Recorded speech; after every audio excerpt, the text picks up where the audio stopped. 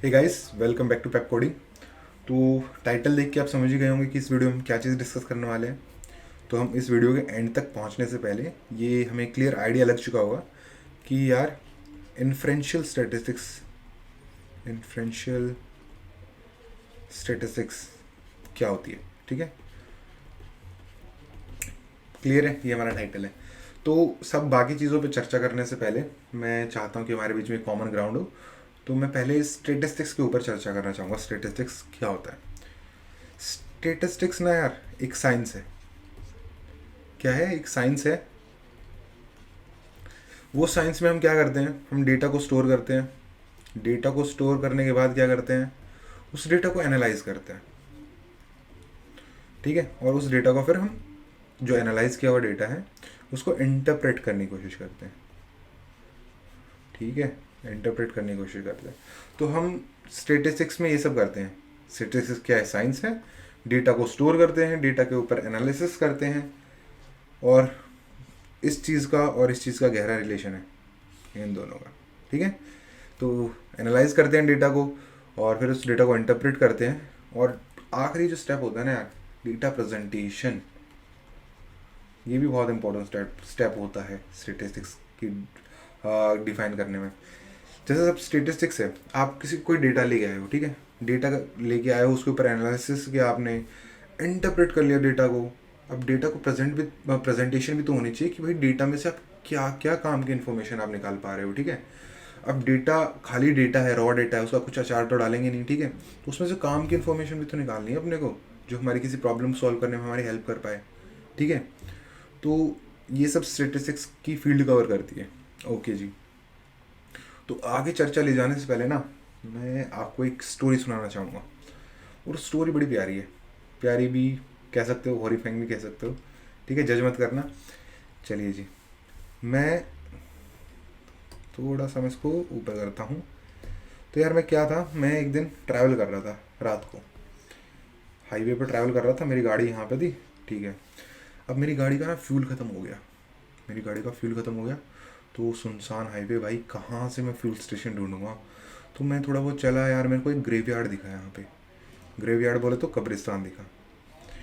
ठीक है, ग्रेवयार्ड था। तो ग्रेवयार्ड कुछ ऐसा था कि ना, जैसे बहुत बड़ा ग्रेवयार्ड था। तो मैं तो यार एक ही हिस्से को देख पा रहा था। तो यहाँ पे गेट था उसका, मैंने सोचा भाई अंदर जाके पूछते हैं फ्यूल स्टेशन कहाँ है। तो देखा गेट पे लॉक लगा हुआ है, लॉक। ठीक है, तो मैंने सोचा कि दीवार के ऊपर से झाँकने की कोशिश करता, कोई बंदा दिख जाए उसे पूछ लें। तो मैंने यहाँ से झाँकता हूँ गेट, भाई छोटा सा इतना बड़ा रेगिस्तान में कितना कुछ देख लूँगा, कितने बंदे ढूंढ पाऊँगा। तो मैं चढ़ा दीवार पे और मैंने झाँकने की कोशिश की। मेरी नज़र जा रही भाई इतने एरिया में मैं देख पा रहा था क्लियरली। तो मैं क्या देखता हूँ कि बहुत सारी zombies हैं। zombies मतलब कि कब्र से निकले हुए जो मुर्दे होते हैं। ठीक है वो थे, बहुत सारे थे। अब यार zombies थी, तो zombies को देख के हालत तो ख़राब हुई। लेकिन मैं क्या देख रहा हूँ, zombies को देख के मैंने पता क्या ऑब्जर्व कर रहा हूँ। कुछ मेरे पास है ना, मान लो मैं देख पा रहा हूँ 50 zombies। ठीक है, 50 zombies में से मैं देख पा रहा हूँ यार 5 zombies है ना, बहुत ज़्यादा बड़ी है, बहुत ज़्यादा बड़ी है। ठीक है, वेरी लार्ज, वेरी लार्ज नहीं बोल सकते, ह्यूज, ह्यूज बोलना सही रहेगा। अब मैं देख पा रहा हूँ कुछ zombies हैं, 10-15 zombies हैं। वो बहुत ज़्यादा फ़नी है। फ़नी मतलब दिखने में बहुत अजीब सी हैं, हंसी आ रही है देख के। ठीक है, तो बहुत ज़्यादा फ़नी है। और बाकी जो zombies है ना, वो ना के बराबर ही है। ठीक है, अजीब से जानवर दिखने, zombies भी नहीं बोल सकता मैं उनको। तो ये सब मैं भाई इतनी 50 zombies के आस मतलब 50 के करीब zombies को देख के ये सब चीज़ें मैं देख पा रहा हूँ। ठीक है, और भाई फिर मैंने सोचा यार 50 zombies, और वो भी इतने एरिया में। तो मैं देखता हूँ यार, अगर मेरे को देखना हो 5 zombies अगर ह्यूज है, ख़तरनाक वाली है, जो मैं इतने एरिया में देख पा रहा हूँ, ये वाला एरिया जो मेरा है, इतने में 5 zombie हैं। तो यार इस पूरे ग्रेवयार्ड में कितनी ज़्यादा zombie होंगी जो ख़तरनाक होंगी। तो मैं सोचता हूँ कि यार देख, 50 जोम्बी थी। ठीक है, और उसमें से 5 जोम्बी बड़ी ख़तरनाक थी। अब मैं इनका परसेंटेज निकालना चाहूँ तो कितना हो जाएगा, 50 में से 5 जोम्बी अगर ख़तरनाक है तो कितना हो जाता है यार, 10% नहीं हो जाता है? 10% जोम्बी इस सैम्पल में से, इसको सैम्पल बोलूँगा ना मैं, क्योंकि इतनी सारी ग्रेवयार्ड में से मैंने एक छोटी सी चीज़ तो ऑब्जर्व की है, तो इसमें से 10% ज़ॉम्बी अगर ख़तरनाक हैं तो मैं ये नहीं बोल सकता कि यार पूरे ग्रेवयार्ड में कम से कम 10% ज़ॉम्बी, कम से कम 10% ज़ॉम्बी होंगी जो बहुत ज़्यादा ख़तरनाक है, ह्यूमैनिटी के लिए ख़तरा है, ठीक है। तो मैं ये बोल सकता हूँ। ओके, तो मैं एक यहाँ पे अपन ने कुछ चीज़ पढ़ी थी, स्टेटिस्टिक्स। पता है एक कहानी डिस्टर्ब हो रही है, लेकिन हमने एक स्टेटिस्टिक्स नाम की चीज़ पढ़ी थी, उसमें हमने पढ़ा ना एनालिसिस नाम की चीज़ पढ़ी थी। एनालिसिस, यार ये एनालिसिस ना दो तरीके की होती है। इसमें होता है एक डिस्क्रिप्टिव एनालिसिस, ठीक है, डिस्क्रिप्टिव एनालिसिस, और एक होती है यार इन्फ्रेंशियल एनालिसिस। जो इन्फ्रेंशियल स्टेटिस्टिक्स है वो एक एनालिसिस का ही पार्ट है, इन्फ्रेंशियल, ठीक है। अब ये क्या बला है भाई, अब जैसे मैंने ज़ॉम्बीज़ देखी, मैं ज़ॉम्बीज़ देख के मैं क्या बता सकता हूँ, मेरे पास ज़ॉम्बीज़ का डेटा है। वो डेटा कहाँ से आया भाई, मैं देख के खुद ऑब्जर्व कर रहा हूँ, तो डेटा मेरे पास आ गया, मैं देख रहा था, खुद ऑब्जर्व कर रहा था। तो ज़ॉम्बीज़ को देख के मैंने देखा कि भाई 5 ज़ॉम्बी है ना उसमें, तो वो तो भाई ह्यूज है, काफ़ी मतलब काफ़ी डेंजरस है, ठीक है। और काफ़ी ये सब मेरे पास डेटा आया। ये सब डेटा देख के मैं क्या बता सकता हूँ कि मैंने काउंट बताया, 5 ज़ॉम्बी ह्यूज हैं, 10-15 जो बहुत ज़्यादा फ़नी है, बाकी ज़ॉम्बीज़ ऐसे दिख ही नहीं रही, जानवर हैं अजीबोगरीब, ठीक है। तो किसी डेटा को देख के ना मैं कुछ चीज़ें, मतलब उस डेटा को देख के कुछ चीज़ें मैं बता पाऊँ उस डेटा के बारे में। जैसे हम पढ़ते हैं, जो आपने छोटी क्लासेस में पढ़ा होगा, मीन पढ़ा होगा कि इस डेटा में मीन क्या है, इसका मीडियन क्या है। मीन मतलब एवरेज वैल्यू, मीडियन मतलब मिड वैल्यू जो होती है, मोड मतलब जो मोस्ट अकर्ड वैल्यू होती है।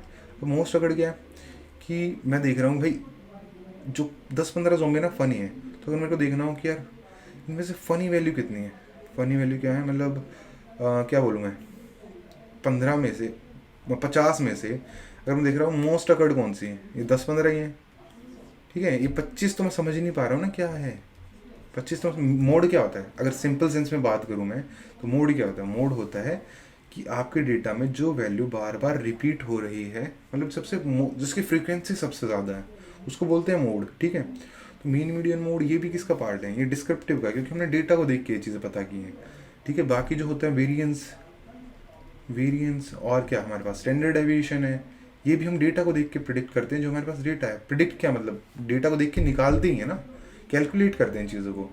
तो ये सब किसका पार्ट होती है, डिस्क्रिप्टिव का पार्ट होती है।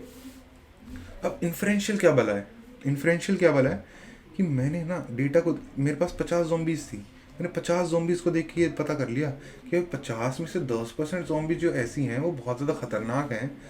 तो मैं ये भी अनुमान लगा ही सकता हूँ कि अगर मान लो क्या बोलूँ, इतने बड़े ग्रेवयार्ड में 10% ज़ॉम्बीज़, थोड़ा बहुत ऊपर नीचे हो सकता है कि ऐसा नहीं कि भाई मैं सही अंदाज़ा लगा रहा हूँ, तो 10% ज़ॉम्बीज़ तो ऐसी होंगी। ये 10% किसकी थी, 50 की 10% थी। तो जितना भी ज़ॉम्बीज़ होंगी उसमें कम से कम 10% ज़ॉम्बीज़ तो ऐसी होंगी जो बहुत ज़्यादा खतरनाक होंगी, ठीक है। तो इन्फ्रेंशियल क्या होता है, इन्फ्रेंशियल होता है जब हमारे पास बहुत बड़ा डेटा हो, कोई पॉपुलेशन हो, बहुत बड़ी पॉपुलेशन हो, उसमें से मैं एक सैंपल निकालूं। सैंपल मतलब कि कुछ काउंट ऑफ पीपल, या अगर पॉपुलेशन कुछ भी हो सकता है, जरूरी नहीं ह्यूमन पॉपुलेशन, पॉपुलेशन एक जनरल टर्म है यहाँ पे। बहुत ज़्यादा सेब हो सकते हैं, बहुत ज़्यादा ज़ॉम्बीज़ हैं, जैसे इस केस में ज़ॉम्बीज़ हैं, तो ज़ॉम्बीज़ में से इतना ही ऑब्जर्व कर पाया था ना मैं, इतना ऑब्जर्व करके मैंने कुछ डेटा निकाला। उस डेटा में से मैं बोला कि 10% यार ख़तरनाक है। तो यहाँ तक मैं डिस्क्रिप्टिव एनालिसिस का पार्ट था। अब मैंने देखा कि अपनी थोड़ी प्रोबेबिलिटी लगाई, प्रोबेबिलिटी थ्योरी का भी बहुत ज़्यादा इंपॉर्टेंस है इन्फ्रेंशियल में, ठीक है। मैंने प्रोबेबिलिटी लगाई, ठीक है, और प्रोबेबिलिटी लगा के ना मैं, और ये मेरा क्या बोलते, किसी सैम्पल के ऊपर डिस्क्रिप्टिव एनालिसिस किया, डीएस किया, प्लस मैंने प्रोबेबिलिटी थ्योरी में लगाई, और भी थोड़ा बहुत कुछ मैथ का जुगाड़ किया, और मैं पहुंचा हूँ एक कंक्लूजन पे। एक अनुमान लगाया मैंने, एक कंक्लूजन दिया मैंने कि यार 10% ज़ॉम्बीज़ तो इस पूरे ग्रेवयार्ड में बहुत ज़्यादा ख़तरनाक है, ठीक है। 10% ज़ॉम्बीज़ तो इस ग्रेवयार्ड में बहुत ज़्यादा ख़तरनाक है, और 10% में ना थोड़ा बहुत एरर, थोड़ा बहुत 1-2% का एरर आ सकता है, ऐसा नहीं कि भाई बिल्कुल अप्रोप्रिएट, क्योंकि वो एक अनुमान ही तो है, ठीक है। तो इन्फ्रेंशियल का मतलब ये होता है, इन्फ्रेंशियल को हिंदी में बोलो तो क्या होता है, अनुमानिक। अनुमानिक, ठीक है। मेरे को उतनी अच्छी हिंदी आती नहीं है लिखना, तो कुछ ऐसे स्पेलिंग मिस्टेक हो सकती है इसकी। अनुमानिक है वैसे तो, बोले तो अनुमान लगाना। तो ये जो होता है ना, इसको एरर मार्जिन बोलते हैं यार, ठीक है, error margin. Okay, error margin. तो आपको अंदाज़ा आया कि इन्फ्रेंशियल क्या होता है। इन्फ्रेंशियल क्या होता है कि मेरे पास कुछ बहुत बड़ा पॉपुलेशन है, उसमें से मैं कोई सैंपल उठाता हूँ, उस पर डिस्क्रिप्टिव एनालिसिस करता हूँ, और कुछ मेरे पास डेटा आता है उसके बाद में, मतलब जो मैंने बोला था ना डेटा को एनालाइज करके कुछ इंटरप्रेट करते हैं।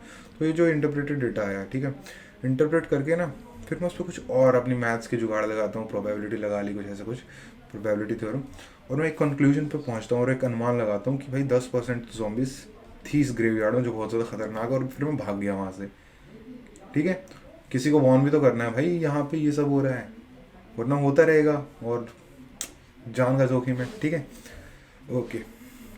तो हमने समझ लिया कि यार डिस्क्रिप्टिव क्या होता है और क्या बोलते हैं इसको, इन्फ्रेंशियल स्टैटिस्टिक्स एनालिसिस क्या होता है। ठीक है, तो अगर मैं कंक्लूड करूँ, कंक्लूड कर क्या बोल सकता हूँ, डिस्क्रिप्टिव क्या होता है। डिस्क्रिप्टिव जो काम होता है एनालिसिस का स्टैटिस्टिक्स में, वो एक सैंपल पे होता है, और सैंपल को देख के आप जो ऑब्जर्व करते हो उस पर थोड़ी बहुत प्रोबेबिलिटी तो लगती है भाई, क्योंकि बिना प्रोबेबिलिटी के आप कैसे कंक्लूड करोगे कि पूरे टारगेट पॉपुलेशन में क्या हो रहा है क्या नहीं हो रहा। ठीक है, तो बाद में जब हम एक सैंपल से पूरी टारगेट पॉपुलेशन के ऊपर हम चीज़ें ऑब्जर्व करते हैं, मतलब ऑब्जर्व क्या, कंक्लूड करते हैं या अनुमान लगाते हैं, तो उसको बोलते हैं हमारा इन्फ्रेंशियल स्टैटिस्टिक्स।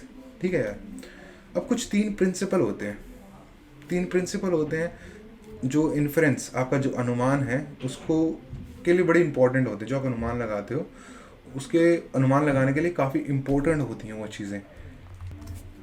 तो वो पहला प्रिंसिपल तो मैं क्या बोल सकता हूँ, पहला बोल सकता हूँ कि जो मेरा सैंपल लूँगा ना मैं यार, मैं एक बड़ी पॉपुलेशन में से, वो एक उसका गुड रिप्रेजेंटेशन होना चाहिए।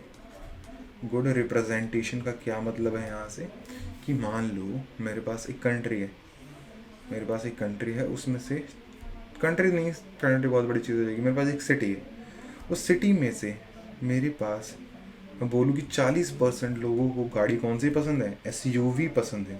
बाकी लोगों को कौन सी होगी, फिर जो भी अदर कैटेगरीज बच गई वो है SUV गाड़ियाँ, जो होते हैं SUV टाइप की गाड़ियाँ, वो 40% लोगों को पसंद है। ये मेरा सैंपल बोल रहा है, सॉरी सिटी का, मैं यही बोला था कि ये सिटी में लोग रहते हैं, वो बात नहीं है। मैं बोल रहा हूँ एक सिटी में से मैंने कुछ, जैसे नोएडा सिटी की बात कर लेते हैं, नोएडा सिटी में बहुत सारे सेक्टर्स हैं, तो मैंने एक सेक्टर से लोगों से पूछा, तो मैंने पाया कि 40% लोगों को SUV गाड़ियाँ बहुत पसंद है। तो मैं क्या ये बोलूँगा कि बाकी पूरी नोएडा सिटी में बाकी सभी को SUV पसंद है, मतलब बाकी नोएडा सिटी में 40% लोगों को SUV पसंद है।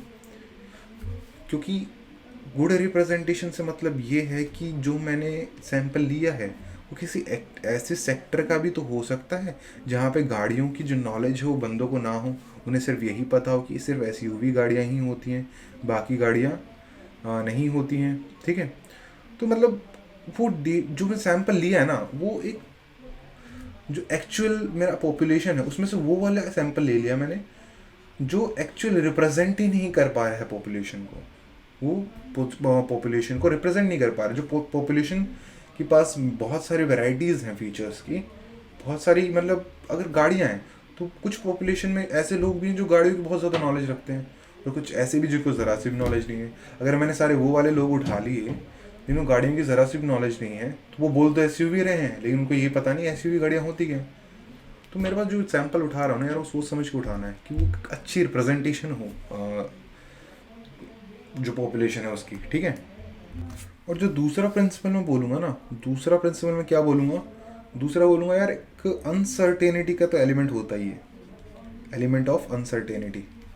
इसका क्या मतलब है कि मैं प्रेडिक्ट ही तो कर रहा हूँ, मैं कंक्लूड ही तो कर रहा हूँ, मैं अनुमान ही तो लगा रहा हूँ किसी सैंपल को देख के पूरी पॉपुलेशन के बारे में। तो वो सैंपल को देख के जो मैं अनुमान लगा रहा हूँ उसमें कुछ एरर्स भी हो सकते हैं, ज़रूरी नहीं कि जो मैं बोल रहा हूँ वो एग्जैक्टली हो। मैं बोल रहा हूँ कि 40% लोगों को एसयूवी पसंद हो, तो ज़रूरी नहीं कि 40% को, वो 43 भी हो सकता है, वो 37 भी हो सकता है, ठीक है। तो एक एरर मार्जिन ज़रूर रहता है। और अगर तुम्हारा डेटा, जो पहले केस में हमने बात की थी, वो डेटा पॉपुलेशन की अच्छी रिप्रेजेंटेशन नहीं करता, तो एरर मार्जिन बढ़ के बहुत ज़्यादा हो सकता है। मान लो मैं बोल रहा हूँ 40% को एसयूवी पसंद है, हो सकता है कि वो सिर्फ 25 को पसंद हो, अगर मेरा डेटा सैंपल गलत है। अगर मेरा डेटा सैंपल अच्छी रिप्रेजेंटेशन नहीं कर रहा है पॉपुलेशन की, तो मेरे जो एरर मार्जिन है वो काफ़ी बढ़ सकता है, ठीक है। और तीसरे प्रिंसिपल की बात करूँ ना मैं, तीसरा प्रिंसिपल क्या कहेगा? तीसरा प्रिंसिपल कहेगा जिस तरीके से the way you took the sample is matter, the way you took sample, you takes sample is matter, ठीक है। अब मैं बोल दूँ, मैं एक बंदे को हायर करता हूँ, बोलता हूँ यार मेरे को गाड़ियों के बारे में पूरी, मतलब ये जो किसको एसयूवी पसंद है, किसको सेडान पसंद है, मेरे को जानना है। तो तू सैम्पल लेके आ, डेटा किसी एक सेक्टर से उठा ला, किसी सिटी के एक सेक्टर से उठा ला।